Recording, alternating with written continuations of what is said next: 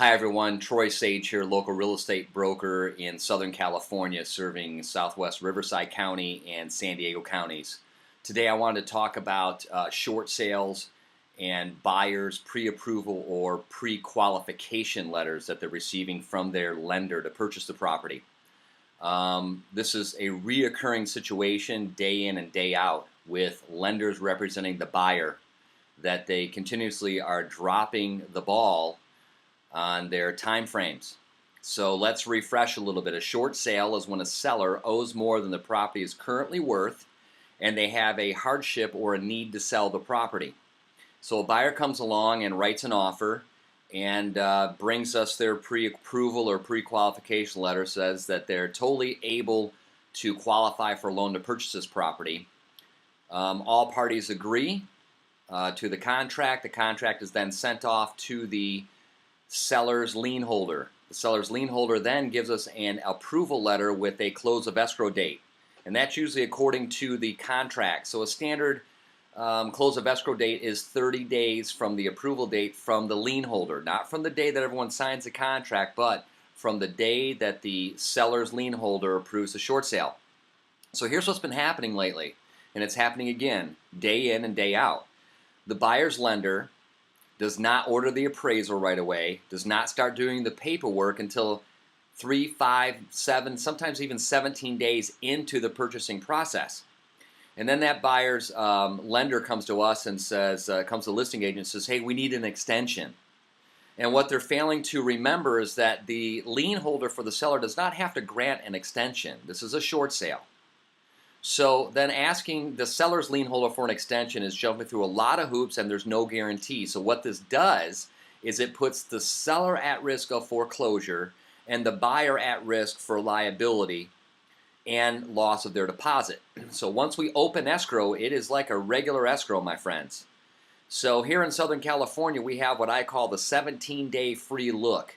That means in the first 17 days that we've opened escrow, the buyer gets to do their due diligence and they order their appraisal and they get absolutely approved for their loan, meaning that loan docs are right around the corner. Loan docs take anywhere from, 72 hours to 5 full business days once the appraisal's done and everything's in line.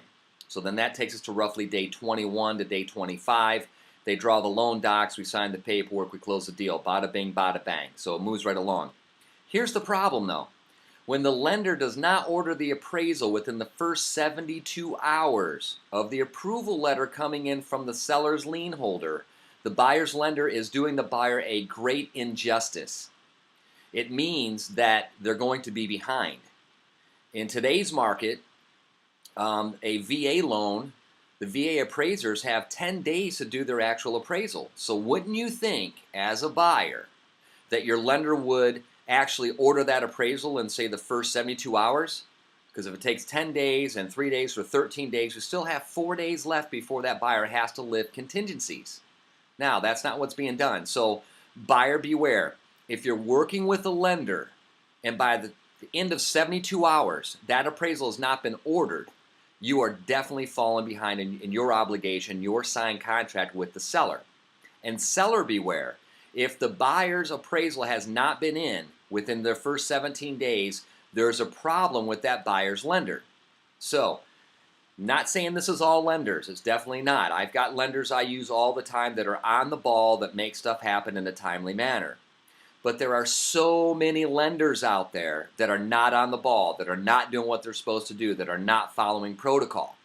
One of the mistakes that lenders will make is we'll, as a listing side, send that buyer's lender a copy of the approval letter. And let's say, for example, the approval letter gives us 60 days to close escrow or 90 days to close escrow. That does not constitute shifting away from the agreed upon purchase agreement that buyer and seller has signed. The reason the seller's lien holder is giving us that extra time is in the event the buyer does not perform, we can resubmit another offer. We can cancel escrow with buyer number 1, resubmit an offer from buyer number 2 or anyone in backup position to the bank, to the seller's lien holder, and ask for another approval. So this is a massive problem that's going on here in Southern California right now. Buyers, if you're working with a lender, make absolutely sure they are on top of their game. That goes for your buyer's agent as well. If they're not on their game, you're not working with the right agent. And for sellers out there, if your agent has not proven to you that that buyer's appraisal has been done and all contingencies have been lifted, you are at great risk of being foreclosed on. If you have any questions in regards to this blog or anything else that I've said or written, please feel free to contact me directly. If you're an agent, I'd be happy to educate you and help you build your business. If you're a homeowner, I would be happy to work with you directly and help you get through a successful short sale and avoid foreclosure. Again, my name's Troy Sage. Thank you so much for stopping by my blog. Please feel free to visit as often as you like. Look for me on Facebook. I love to get in touch with as many people as possible and help as many homeowners avoid foreclosure as possible. Thanks again for stopping by. Have a great day.